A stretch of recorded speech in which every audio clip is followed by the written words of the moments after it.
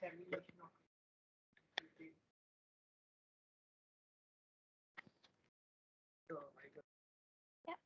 perfect. Thank you so much for the intro.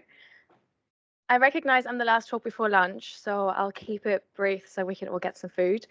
But yeah, hello everyone and welcome. My presentation is going to be slightly different because I don't actually build models. I don't run models. I'm a social scientist, as Eric already said. So I take more of a bird's eye view, if you will. And within that, I'm a business scholar. More specifically, innovation and international business are my areas. So I look into trade and innovation, how the things, for instance, are related. And we live in a very globalized world. And of course, sustainability is a global challenge. So we need to work across borders to come up with innovative ways to solve these issues. So why are we here today? I think we already had quite a good overview of the problem, but just to kind of remember ourselves, sustainability is really becoming more and more important because we are seeing the effect that human behavior and business activities are having on our climate. So we see this in terms of biodiversity loss. We just heard about Brazil, but here in Latin America and the Caribbean, we see huge amounts of biodiversity loss over the last decades. And also even increasingly in Europe, we see these extreme weather effects. And personally, I come from Germany, where for a long time it always felt like, oh, these extreme weather events are happening far, far away. They don't happen here. Well, 3 years ago, we had absolute torrential rains, which caused a flood. Almost 200 people died. And so I think it's fair to say that sustainability affects all of us everywhere, and we can really see the effect at our doorstep. And then we can also see that people are becoming increasingly aware. So this is just very simple descriptive data of people Googling things related to sustainability. And overall, we're seeing that people are increasingly looking for these terms. And so also as consumers are becoming more aware, this also has effects, of course, on businesses and how to deal with sustainability related aspects. Now, the reason why we are all here today is essentially to discuss the question of how can recent and ongoing developments in AI help us to achieve a more sustainable future. And as a business scholar, I'm interested in not only the tech side of it, but also, of course, the business side of it. And so if we look at certain numbers, for instance, here from a PwC report, which was commissioned by Microsoft, and of course, we heard from Microsoft earlier, we see quite intriguing numbers. So here's an estimation that applying AI to environmental applications can contribute around $5.2 trillion to the global economy by 2030, which is over a 4% increase compared to business as usual. So we don't only have the opportunity here to apply AI to solve sustainability-related issues, but we also might make money of it. So this seems quite promising then. So is AI basically then the key and the question we've been looking for years to then basically decouple environmental degradation from economic growth? Can we actually achieve both? Well, maybe things are not that simple. I don't want to spend too much time into the potential use cases and applications because I think we had really nice detailed ways in which AI can be applied for sustainable solutions. So we heard about energy consumption optimization in Alex's talk, for instance, in the context of house warming and heating systems. We heard about predicting extreme weather events, for instance, also in Jeff's conversation and also Eric's. So we can see different types of technology related to AI and different use cases in terms of solving sustainability-related issues.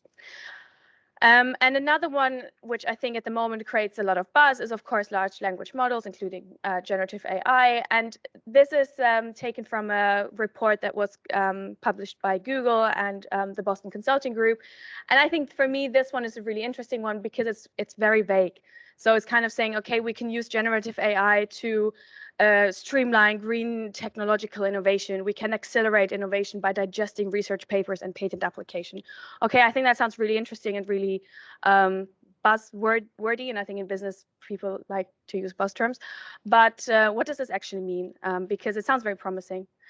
But yeah, so what is the role of business then? So again, recent research by BCG, they went out and asked business leaders that work on AI and sustainability-related issues, asking them, do you actually think that AI can help us solve these issues from a business perspective? And shock, most of them said yes. which of course is very, very promising and very good. So most of them say we can use it for reducing emissions, for instance, within our supply chain. We can help, we can also start actually measuring our emissions, which would be a good step to actually reduce them. We can also use it to predict hazards. So of course, when you think about setting up certain plants, you don't want to be located somewhere where there could be a tsunami happening, for instance. So there's really practical use cases that business leaders already see by applying AI to sustainability issues. But what does the reality look like? You might have heard of a company called CO2 AI, which is basically a spin-out startup, which spun out of the Boston Consulting Group, and their whole business model essentially revolves around applying AI-based models to help companies measure and reduce their emissions. So far, so good. Now, the CEO last year said, our latest carbon emissions survey showed only 10% of organizations fully measure their CO2 emissions, and only 1% actually achieve reductions. So even though we start seeing business models coming out of these things, we're seeing these models getting better themselves. Are they actually being employed? Are they actually being used by organizations? Well, you could argue we have companies now like CO2 AI, whose entire business model is based on this, but they also sell their services to have other companies in their supply chain to measure and reduce their emissions based on AI models. Another company which I wanted to highlight here, because this is a use case which hasn't been captured here, which is using AI to reduce waste. So this is a London-based startup called Grey Parrot. And they have completely ingrained in their business model this idea that you can use AI models to reduce waste and recycling. And again, you can sell this as a service to other businesses to reduce waste within their supply chain. So the key question that I want to highlight here is, on the one hand, we have companies which are starting out straight away as part of their business model with these with kind of marrying AI with sustainability. And then we have companies which sell this as a service to other companies, meaning that these other companies will have to apply it. And this is, I would argue, where the challenge lies ahead. But so far, let's just, in a simplified term, say we have a problem: environmental degradation, biodiversity, etc. We have a solution: AI. I'm not an AI specialist. I'm not claiming to be. I know we can see that these things are much more complicated than they seem, and we need to improve the models themselves. But in basic terms, let's see it like that. Well, where I come in now as a social scientist is to see, well, let's think about human behavior. And to give you an idea of the issue of human behavior, I want to kind of refer to an anecdote. In my previous organization, we always had these lunch seminars, right, every Wednesday. So they would supply us with coffee and sandwiches, which was really nice. Eventually, the university realized we want to be more sustainable. And this was at the University of Reading, by the way, which came up with the climate stripes, which we also saw in an earlier presentation. So the university really wanted to push sustainability. So they said, instead of providing these paper cups, we're just going to give out a reusable cup to everyone so that everyone can bring this to the sessions and fill up their coffee based with a reusable cup. Great. Everyone got this as a present, very nice touch. Next seminar, people brought their nice little reusable coffee cup with the university logo, got their coffee, all good. Now, what I noticed over time, they didn't stop providing the paper cups. So over time, people stopped bringing their reusable cup because the paper cups were still there. And actually, it's a bit more convenient. You just grab your paper cup, you get your coffee, you throw it away, rather than bringing your reusable one. You have to go home, you have to wash it up, etc. So even though, of course, in a very low-tech scenario here, we had a solution to a problem and an innovation, because of human behavior and human routines, this actually didn't go anywhere, because people still use then the paper cups rather than bringing their reusable cups. So this is just, I think, a very simple but powerful anecdote to highlight that just because we have the solutions, just because we have the models, just because we have the technology, doesn't mean that humans will integrate this into their everyday lives. And I think also Alex's talk was really nice to see in terms of the heating of houses. Well, people might not even know exactly how to deal with all these new smart meters and smart solutions. We actually have to educate people, and we have to help them integrate this in a meaningful way into their everyday lives and routines. And so this is what I essentially do in my own research, but at the organizational level. So I'm interested in organizational learning and organizational behavior. And essentially, an organization, a business, is a collection of humans and human interactions, and there is a lot of room for error. And humans and organizations, just like humans, are also routine-based. So actually changing routines is very, very difficult. But if we conceptualize now this idea of AI for sustainability as an innovation, I think we can apply really nice innovation diffusion theories to understand the potential challenges that we might face when it comes to actually rolling this out across the business world, let's say. Because of course we hear about Microsoft and Google and Nvidia and all these big tech firms which drive the change in the first place, but over time other companies will have to adopt them, and these are the ones that I want to focus on here. So addressing basically environmental challenges through innovation requires organizational, social, and economic changes, and changes becomes difficult because of routines. That's my key point here. And essentially, we have to look at a co-evolving process between the technology, and we know by now the technology itself has to still improve and has to become more sustainable. But we also need to think about the regulatory aspect of it. What are policymakers doing? The infrastructure, do we actually have what we need? And also consumer behavior, because if you start, for instance, paying for a service that allows you to measure your emissions and also reduce them, maybe you have to pass these costs down to your consumers. Are they actually willing to pay a price premium? And in consumer research, we see that actually it's very difficult to understand consumer pricing behavior when it comes to paying a price premium for more sustainable products. So if you really look at all these different stakeholders, the story becomes quite complex. And I think the key thing to understand here is that we have to look at it from a socio-technical system theory. So this idea that any technological change which happens inside an organization has to be accompanied by a change in the social system or the administrative system. We call this organizational or management innovation. So this idea that you bring in a new practice or a new process in order to adapt.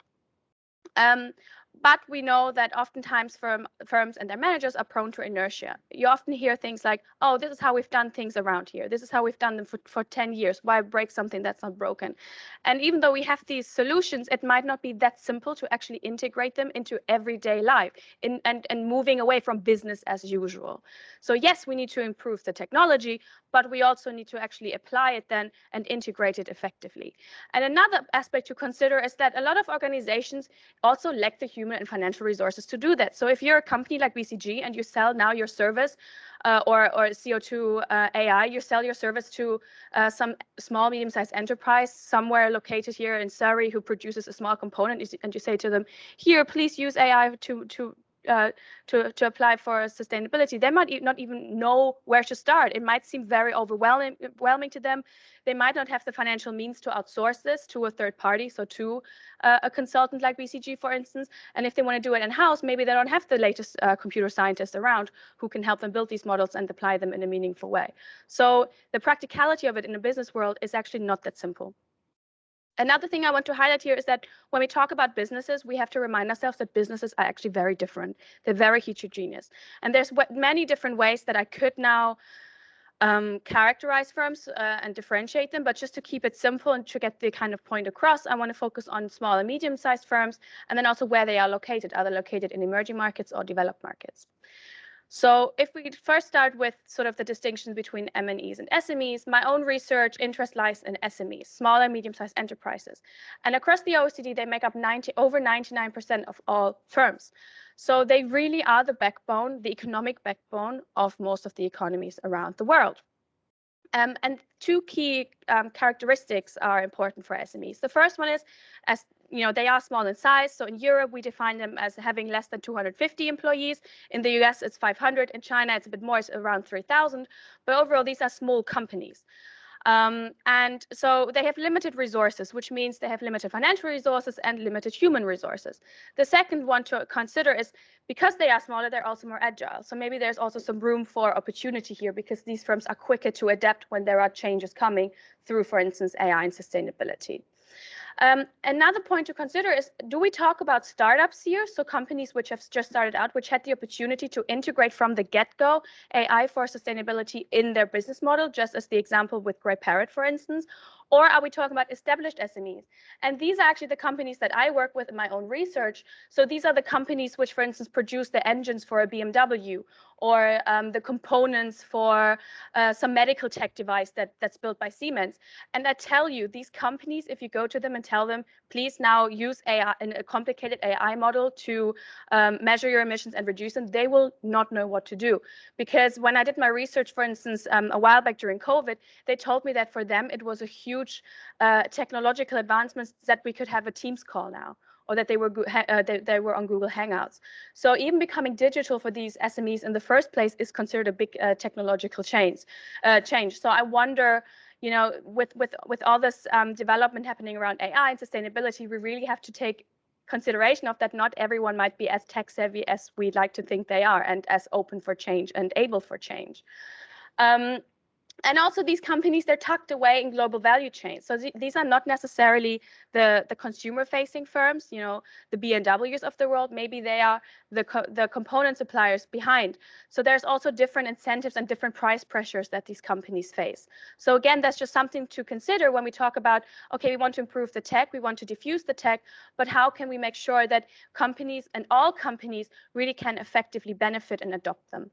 And as I said, SMEs tend to lag behind in terms of digital technologies. Now, another key distinction that I want to make is what countries are we talking about? So another head of my research is international business.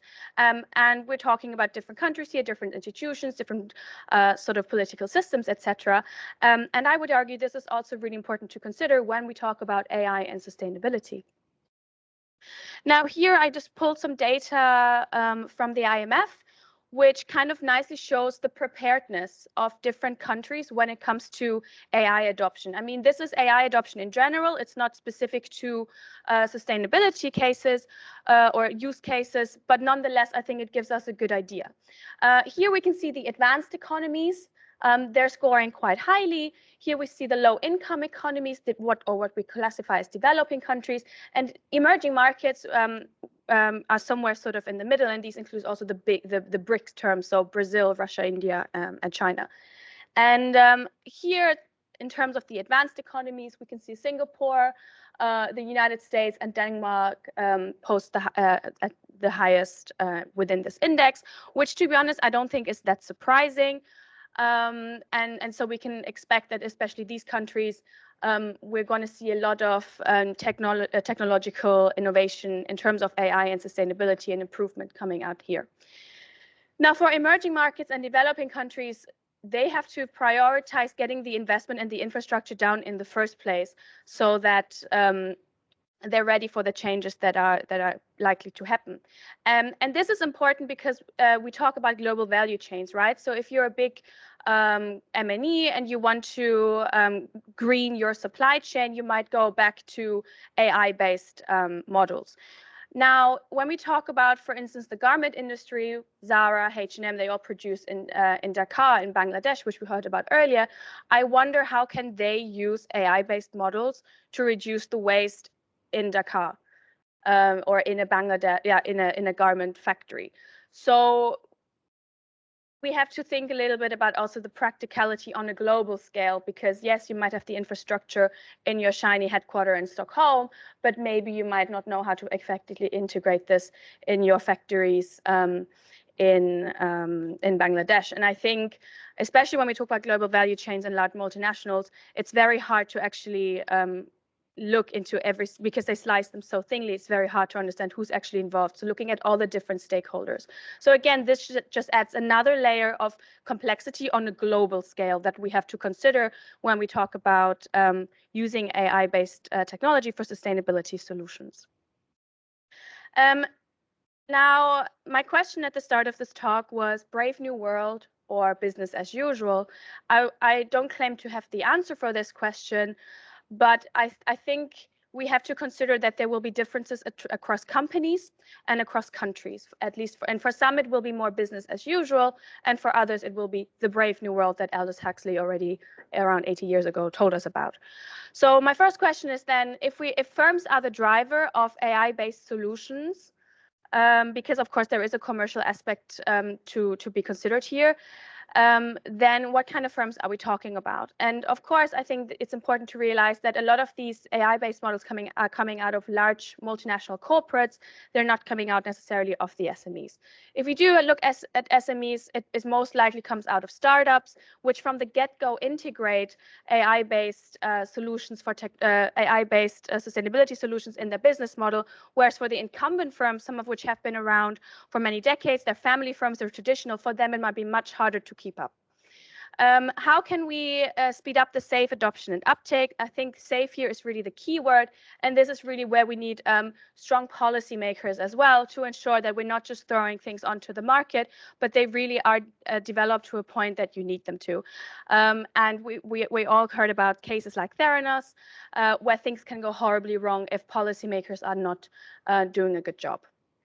And then finally, and this has already been touched up on, and again, I don't claim to have the answer for this, but do the environmental benefits actually outweigh the environmental costs? Is it, because sometimes, especially in business, there is a room for bias, for hypes and getting too excited, but really, do we need the complicated models when also maybe more traditional means suffice? And as AI models become more and more complicated, they require more energy. And because we use water-based cooling systems, that might also strain local water supply in certain areas. So these are just some of the more practical aspects we need to consider. Yeah, so whether it will be Brave New World or business as usual depends on a lot of factors. It's a multi-stakeholder complex story, but I hope I kind of gave you a little bit of an insight from a social science perspective. Thank you so much.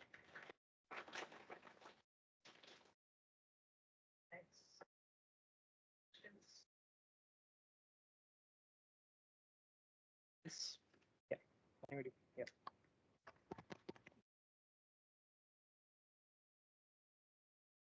Thanks a lot. I don't think I've met you actually, even though we're on the program together.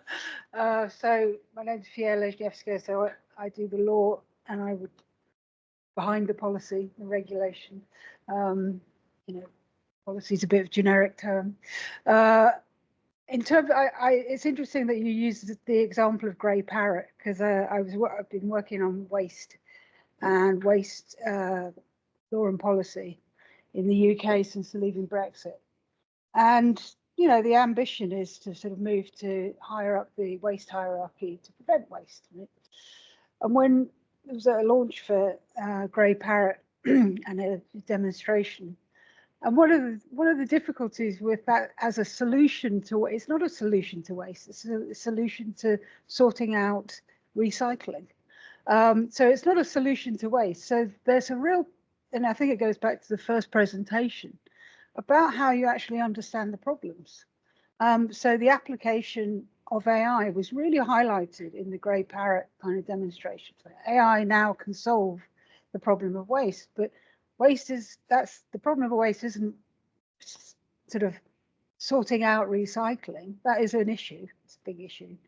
It's the generation of waste. And I think it gets back to your point, your cups, basically you've generated more waste. You've got loads of these new cups, and you've got the old cups. And there's a real problem, I think, and sort of picking it up is like how you deal with the,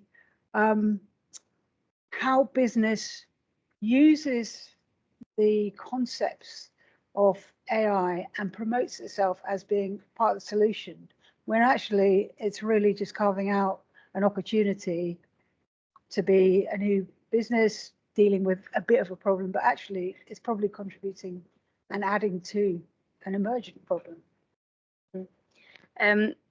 Something that just kind of popped into my head, which might seem far-fetched but relates to it, is there's a growing trend in startups to come up with beehives, and they supply beehives to large corporates so that corporates can say, oh, we even farm our own bees on our corporate HQ and it looks super nice.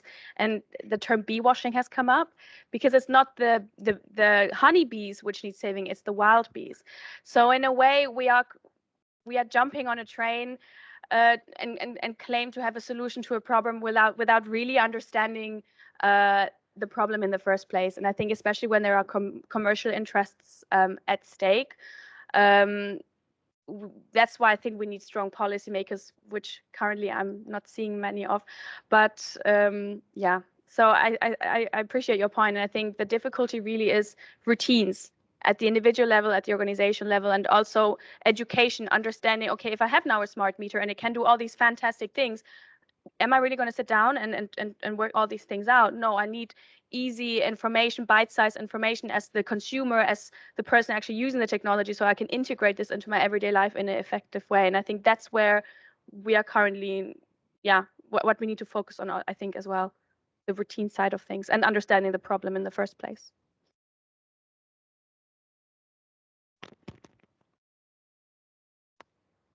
Hello, Anne Parchment from business school. Sorry, Jill, I had to ask this question. No, that's fine. Or rather make She's my colleague, so I make know. a statement. AI is great, but comment about the production of clothes, say for example in the Far East, where that is the only way that people get to eat or have a roof over their head. It's all very well, as you say, in the shiny office in the Western world, thinking that you're going to use AI. How are these people going to eat? They won't have the ability of using AI, and using it in the West is not using it for good in other parts of the world but can't afford it.